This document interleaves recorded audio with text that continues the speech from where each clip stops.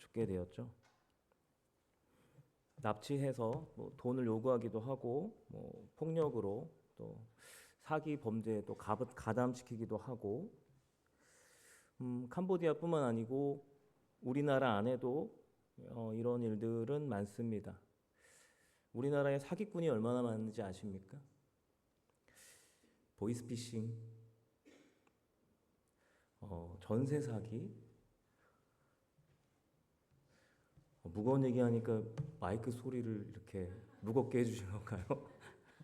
네, 모두가 뭐랑 관련 있을까요? 돈하고 관련돼 있어요. 돈, 돈, 돈. 근데 이 돈이요, 생명보다 귀합니다.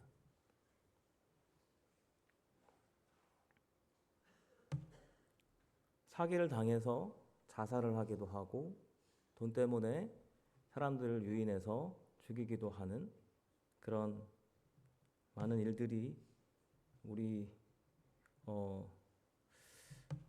나라에도 그리고 전 세계에 일어나고 있습니다. 돈이 뭘까요? 돈이 뭘까요?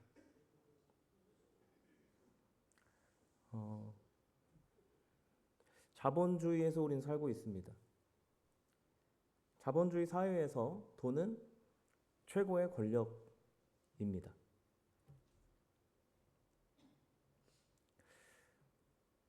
돈 얘기가 무겁죠? 네.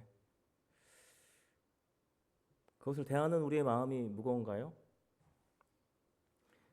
오늘 우리가 읽은 본문은요, 갈멜산에서 바알과 아세라 제사장 850명, 바알 제사장이 450명이었고 아세라 제사장이 400명이었습니다.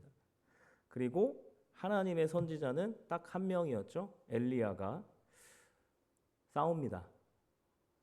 목숨을 걸고 싸우죠. 신과 신의 대결을 합니다. 제단을 놓고 거기에서 불을 내리는 신이 승리하는 것이죠. 여기에는 목숨을 걸었습니다. 지면 죽는 거예요.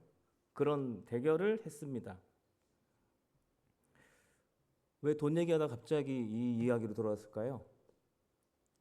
이 싸움은요, 당시 물질의 풍요를 상징하는 바알과 하나님과의 싸움이었습니다. 물질의 풍요. 북이스라엘의 7대 왕이었던 아합이 있습니다. 아합은 시돈의 엣바알 왕인 그의 딸 이세벨과 결혼합니다. 혼인하죠. 그리고 그 시돈의 우상인 바알과 아세라 신전을 세웁니다. 바알과 아세라는 풍요의 신이죠. 돈의 신이에요. 그냥 쉽게 이야기하면 돈의 신입니다.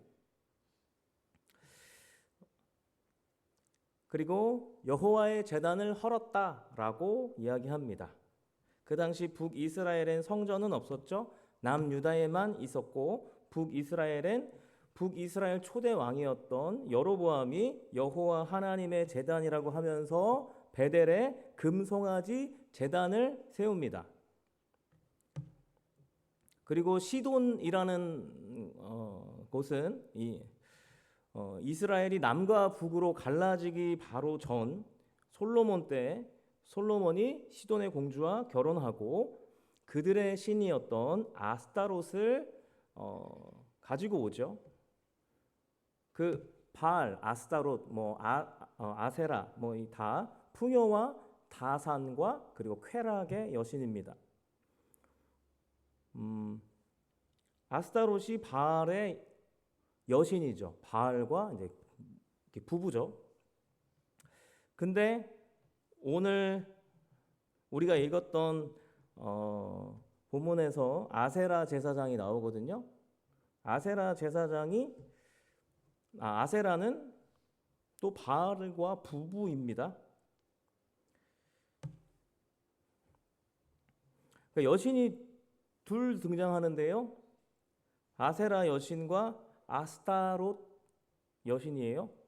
아스타롯은 아직 지금 여기 본문에서 등장하진 않지만 솔로몬의 때 가지고 온 거죠. 그 여신이 있어요. 아세라 여신은 누구와 부부였냐면 최고의 신이었던 엘의 아내입니다. 70명의 자녀가 있었다 그래요. 그 자녀가 그 아들 중에 바알이 있습니다. 바알이 있는데 근데 시간이 지나면서 바알이 힘이 세졌어요.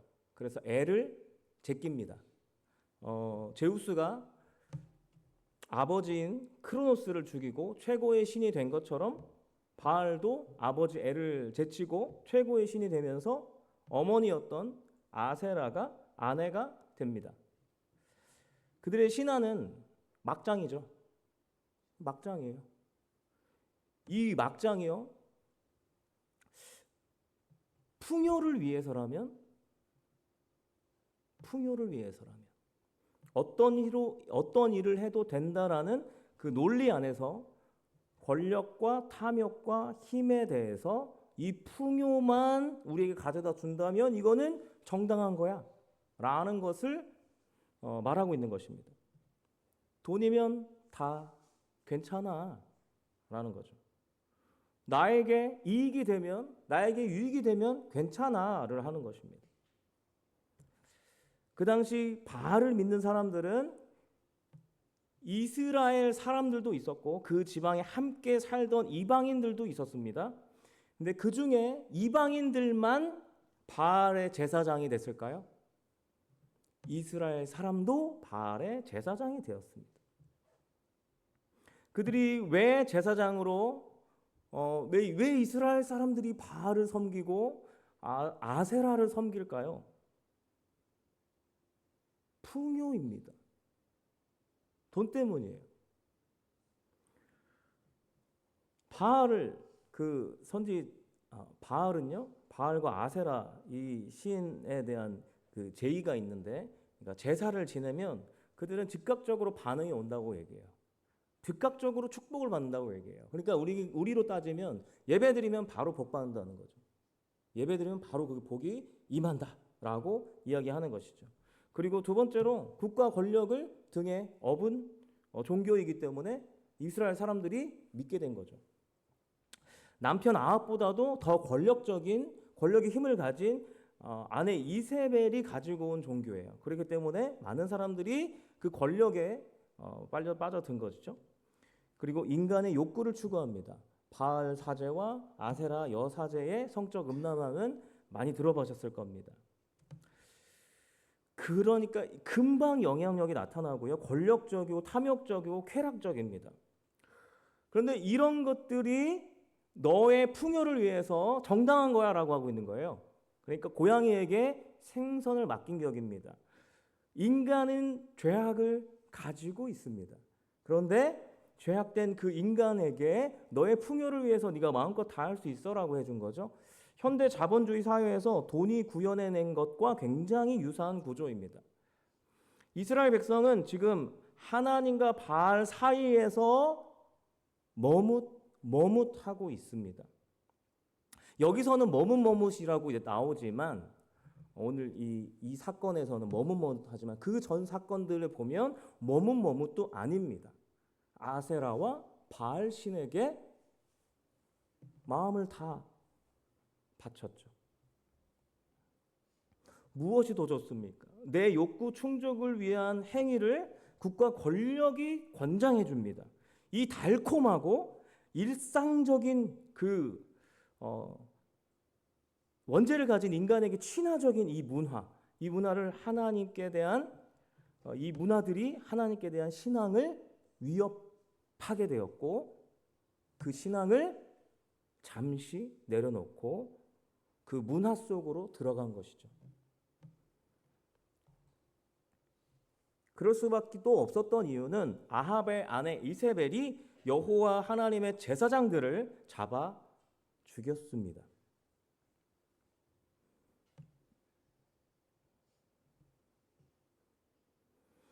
왜 이런 일을 했을까요? 북이스라엘에는 하나님이란 신이 있었잖아요. 근데 왜 아세라가 와서 또 바알이 와서 이렇게 왜 사람들의 마음을 휘어잡고 왜 그러는 걸까요? 조금 전에 이야기했던 요 부분들 때문에만 그럴까요? 아니요. 한 가지가 더 있어요. 뭐냐면 이 세상이 보기에 하나님은 너무 까다로운 거예요. 바알은 제사 한 번, 예배 한 번 드리면 축복을 준다고, 뭐 축복이 다 주어진다고 하지만 하나님께 드리는 예배는, 제사는 순종으로 이어져야 하는 과정 속의 하나인 거예요. 하나님은. 그러니까 이 종교가 너무 어려운 거죠.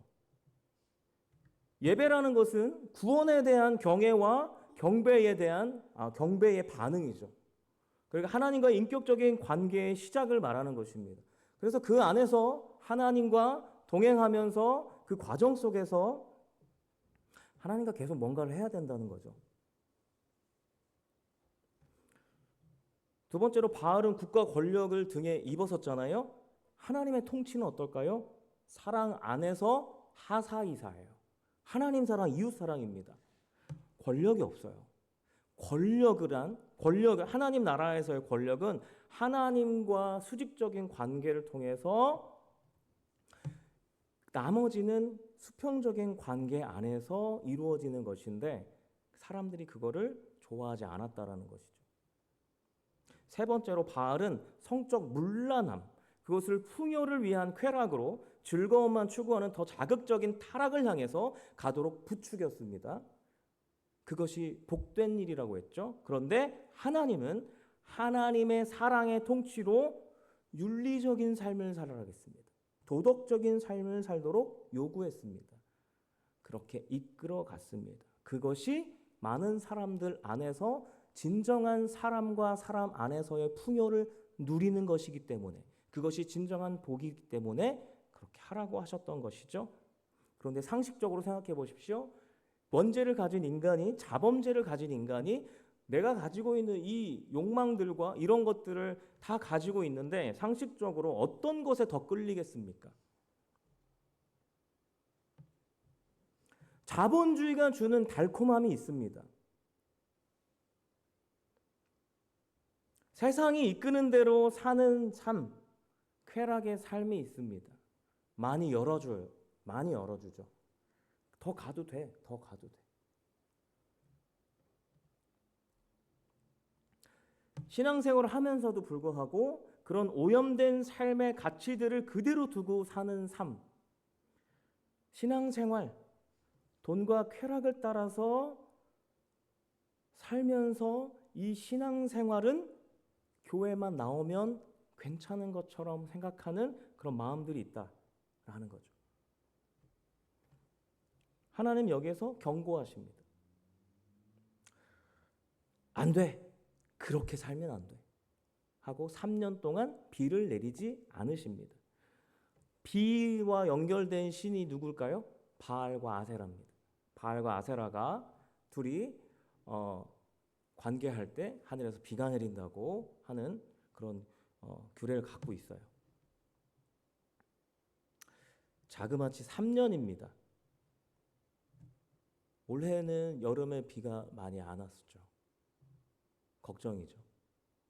3년 동안 비가 안 옵니다. 물이 거의 없습니다. 그들이 그토록 바라던 게 뭘까요? 풍요입니다. 그런데 하나님과 바알 사이에서 머뭇거린 결과 비의 신, 풍요의 신 바알을 하나님께서 완전히 무력화시키십니다. 이제 하나님의 선지자 엘리야가 신 대 신의 전쟁을 선포하고 제안합니다. 각자의 제단에 송아지를 올려놓고 각자 신에게 불을 내려달라고 해서 불이 내려와서 제단을 태우며 승리하는 것이죠. 이 제안을 아합과 아세라가 받습니다. 이세벨이 받습니다.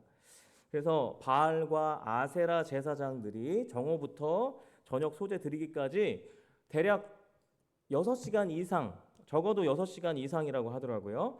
온갖 노력을 합니다. 본문에 보시면 칼로 몸을 이렇게 자해하는 걸로 나오죠. 그럼에도 불구하고 실패합니다. 6시간 동안 불을 내려달라고 이렇게 하는 게 가능할까요? 6시간 동안 우리 찬양단 앞에 나가고 찬양만 할 수 있을까요? 이들은 할 수 있죠, 저희. 할 수 있습니다. 네, 힘들죠. 네, 할 수는 있습니다. 네. 난리를 쳤어요. 피를 흘리고 바알이여 나를 보소서. 불을 내려주소서. 그 뒤에 이어서 엘리야가 하나님께 기도합니다. 그랬더니 하늘에서 불이 내려옵니다. 제단에 위에 있던 송아지를 불태우고 제단 아래 도랑의 물까지 다 말라버립니다. 그리고 그 일 이후에 비가 오게 됩니다. 이 일로 이스라엘의 역사 안에는 또 다시 하나님은 계속해서 하나님이 하나님이심을 계속해서 사건을 통해서 알려주시거든요. 또다시 하나님만이 참 하나님이심을 증명하십니다. 그리고 바알 아세라 제사장들은 다 죽임을 당하게 되죠. 풍요를 위한 쾌락의 끝이 무엇일까요? 인간의 끝은 무엇입니까? 허무입니다. 아무리 화려해도 질 때가 있고 높이 올라가도 내려올 때가 있습니다. 모든 것은 언젠가 다 끝이 납니다. 돈이 아무리 많아도 권력의 힘을 등에 업어도 반드시 끝이 있습니다. 세상은 점점 풍요를 위해서 돈과 쾌락, 욕망을 정당화하면서 살아갈 것입니다. 우리는 그 문화 속에서 살아가고 있는데요. 이 현상들이 무엇을 만드는지 아십니까? 가족들과 친지들, 그렇게 가까웠던 이들이 돈 때문에 싸웁니다. 욕망 때문에 싸웁니다. 그리고 손절합니다. 대부분의 문제는, 인간관계 안에서의 대부분의 문제는 여러분 돈 문제입니다. 교회 안에는 돈 문제가 없을까요? 돈과 관련된 문제들이 많이 있습니다. 그 중에 저는 신앙적인 문제에서 돈 많으면 하나님의 복을 받는 것이고 돈 없으면 하나님의 복이 없는 것인가? 다 아니라고 얘기하지만 우리 안에는 스물스물 이런 생각들이 자리하고 있어요. 이단과 사이비는 왜 생깁니까? 다 돈이에요. 이단들이 돈 때문에 이단을 만드는 거죠. 돈 때문에 사람들을 꼬드겨내는 거잖아요. 사이비 왜, 통일교가 왜 생겨났습니까? 돈 때문이잖아요. 이단 사이비가 추구하는 것은 탐욕을 채워주는 것입니다. 더 좋은 자리, 더 화려한 자리, 신의 권력에 더 가까운 자리에 가도록 끊임없이 경쟁시킵니다. 신천지도 마찬가지고 다 그렇죠. 돈, 권력, 그리고 이 안에 이단 사이비들 보면 다 성 문제까지 다 있습니다. 그런데 그들이 왜 그 문제들을 알면서도 그냥 둡니까? 이것이 풍요를 가져다 주기 때문에 그렇습니다.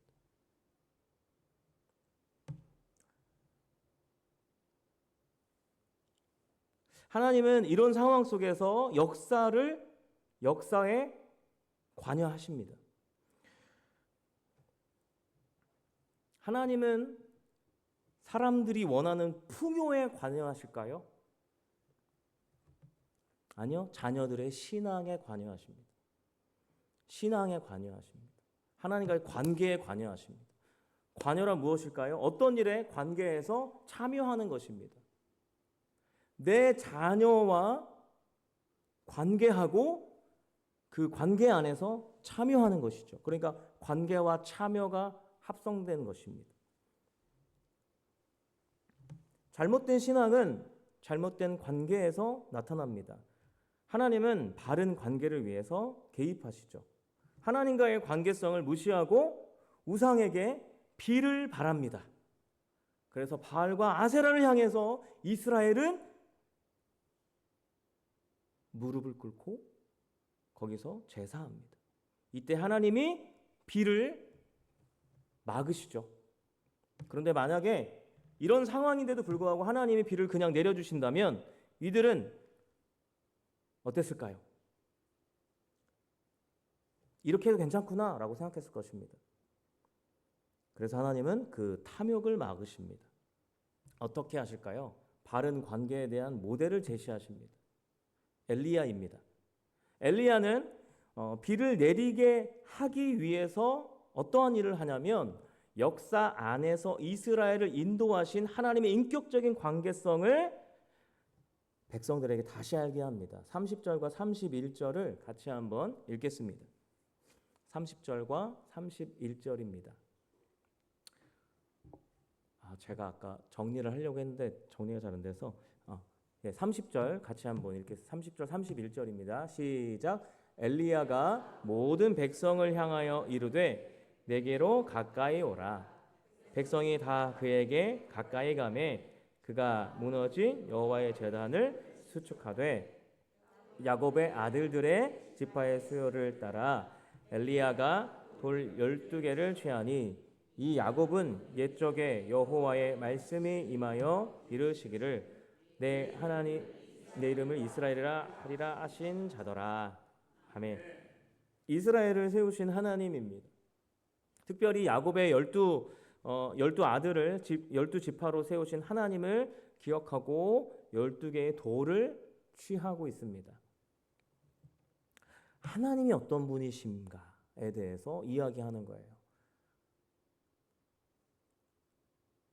이 나라의 주인이잖아 를 이야기하는 거예요. 우리 교회의 주인이잖아 이 얘기하는 거예요. 36절과 37절을 또 읽겠습니다. 같이 읽겠습니다. 시작. 저녁 소재 드릴 때에 이르러 선지자 엘리야가 나아가서 말하되 아브라함과 이삭과 이스라엘의 하나님 여호와여 주께서 이스라엘 중에서 하나님이신 것과 내가 주의 종인 것과 내가 주의 말씀대로 이 모든 일을 행하는 것을 오늘 알게 하옵소서. 여호와여 내게 응답하옵소서. 내게 응답하옵소서. 이 백성에게 주 여호와는 하나님이신 것과 주는 그들의 마음을 되돌이키심을 알게 하옵소서. 아멘. 아멘. 믿음의 조상 아브라함과 그의 아들 이삭, 그의 아들들인 이스라엘, 그 이스라엘의 하나님, 그 하나님이 하나님이심을 알게 하소서. 주가 그들의 마음을 되돌이키심을 알게 하소서. 되돌이키심. 몇 번을 지금 몇 번째입니까? 하지만 그래도 하나님 되돌이켜 주시옵소서라는 거죠. 하나님과 우리의 관계가 무엇입니까? 하나님은 하나님이십니다. 하나님이 하나님으로 계심으로 그 계심을 마음에 되돌이키심으로 알게 하는 것.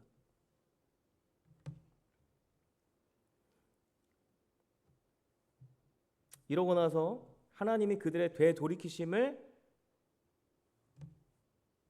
확신하면서 의지하면서 백성들에게 엘리야가 이렇게 말합니다. 33절과 34절입니다. 같이 읽겠습니다. 시작.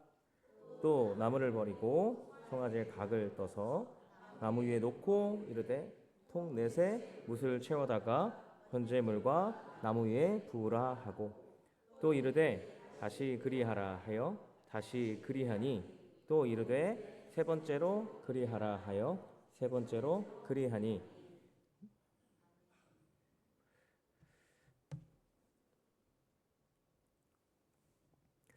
번제물에 물을 부으라고 하는데 몇 번 부으라고 하죠? 3번입니다. 3번. 3번. 상식적으로 생각해 보겠습니다. 3년 동안 비가 안 왔습니다. 이들에게 물이 있었습니다. 간신히 그 물을 갖고 왔겠죠? 당시 물이란 것은 3년 동안 비가 안 왔기 때문에 생명과도 같은 것이었죠. 그 물을 모아서 다 부어버리고 기도합니다. 그랬더니 불이 내려와서 다 태워버리고 물까지 태워버리고 3년 만에 비가 왕창 쏟아지죠. 이 사건과 동일한 이야기가 있습니다. 사르밧 과부 사건입니다. 기근 중에 있었죠. 3년 동안 비가 안 내린다고 했으니까. 근데 엘리야가 사르밧 과부를 만납니다. 하나님께서 명령하셔서 만나죠. 길에서 만나서 사르밧 과부에게 물과 떡을 달라고 합니다. 근데 이 과부의 집에 떡을 딱 하나 만들 만큼 가루가 있었고요. 기름이 있었습니다. 그래서 그거밖에 없다. 무슨 이야기죠? 이거 먹고 죽을 수밖에 없는 상황이다. 이걸 내가 어떻게 당신에게 주냐. 그 얘기죠. 근데 엘리야가 이렇게 얘기합니다. 두려워 말라. 비가 오기 전까지 가루와 기름이 떨어지지 않을 것이다. 그러니 나에게 그 떡과 물을 달라. 하나님께서 그렇게 해주실 거다. 라고 엘리야가 이야기해요.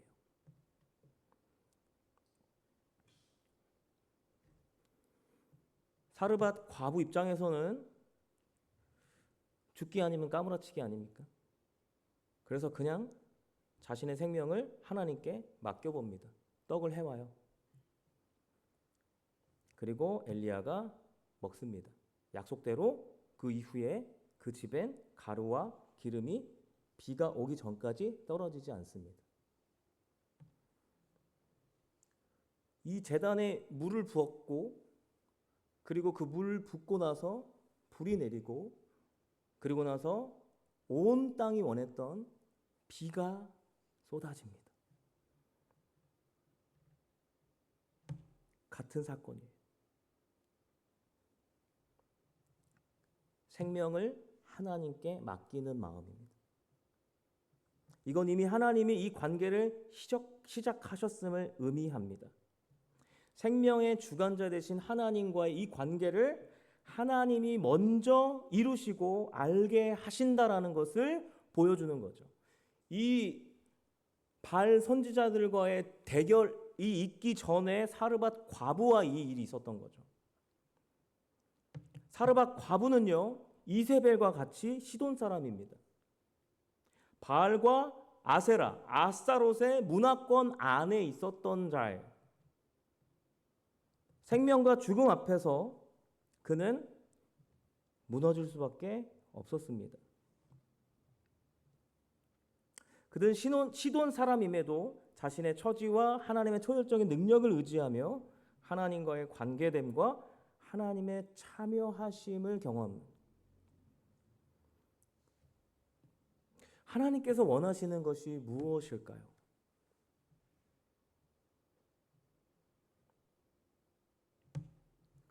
이스라엘 백성들도 이 사르밧 과부와 비슷한 상황에 바알 선자들의 무기력 앞에 서 있는 이스라엘 백성. 바알 제사장들이 바알이여 나오소서 불 내리소서 할 때 비가 올 줄 알았겠죠. 불이 내려오고 비가 올 줄 알았겠죠. 그러지 않았습니다. 그동안 자신들이 하나님을 버리고 하나님을 기퉁에다 놓고 자기의 풍요를 위해서 따랐던 그 바알, 그 바알 제사장들의 무기력함 앞에서 그들은 비가 없는 생명 없는 두려움 앞에 엘리야 선지자의 마지막 명령에 올인합니다. 그동안 머뭇머뭇하던 이스라엘 백성들이었는데 이스라엘 백성들에게 엘리야가 요구하는 거예요. 물을 부어라. 너희가 지금 가지고 있는 물을 부어라라는 거예요. 3번이나 붓습니다. 성경에서는 탈탈 털어버렸다는 표현, 흠뻑이란 이야기를 하죠. 현실에서 나올 수 있는 마지막 남은 생명에 대한 현실성을 하나님께 드림으로 인생과 생명을 맡기는 것입니다. 그 결과가 무엇입니까? 그 땅에 생명이 부어집니다. 비가 내립니다. 가루와 기름이 끊이지 않습니다. 하나님은 하나님의 아들 육신을 가지신 예수님의 현세와 내세를 관통하는 그 생명을 통해서 세상을 구원하시듯이 하나님의 나라의 통치로 세상을 관통하는 하나님의 자녀를 통해서 그리고 교회를 통해서 반드시 이 땅에 생명을 부으실 것입니다. 우리가 우리의 생명을 드릴 때 이 일이 일어나는 것이죠. 우리의 풍요를 위해서 생명으로 나아가는 것이 아니라 우리가 이 생명이 하나님의 것임을 드릴 때 그때 하나님께서 이 땅에 생명을 부으실 것입니다. 그러나 바른 관계 없이는 절대로 참여치 않으실 것입니다. 우리는 하나님을 하나님이 여기고 있습니까? 만물의 주인이십니까? 지금 우리에게 필요한 생명이 그에게서 남을 믿음으로 지금을, 미래를, 기대를 하나님께 맡기고 있습니까?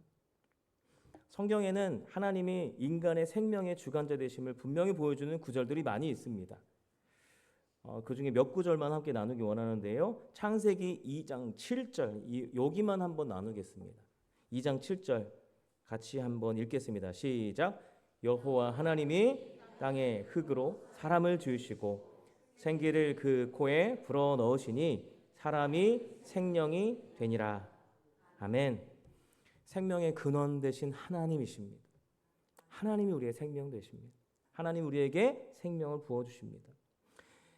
신명기, 전도서, 시편, 신약에는 요한복음 많습니다.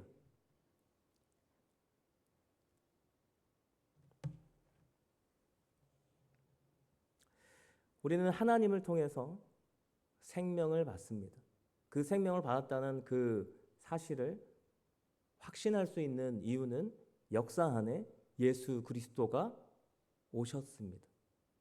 하나님이신 예수님께서 내가 곧 길이요 진리요 생명이니 나로 말미암지 않고는 아버지께로 올 자가 없다라고 하시면서 예수님께서 역사 안으로 들어오셨습니다.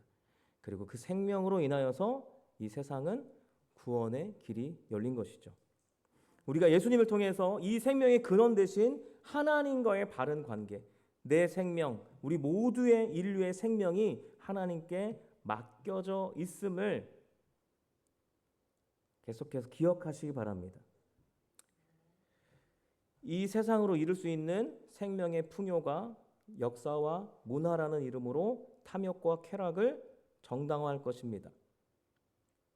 그것은 현 시대에서 돈으로 할 수 있는 것이 더 많아지면 많아질수록 하나님과의 신뢰를 계속해서 무너뜨려 갈 것입니다.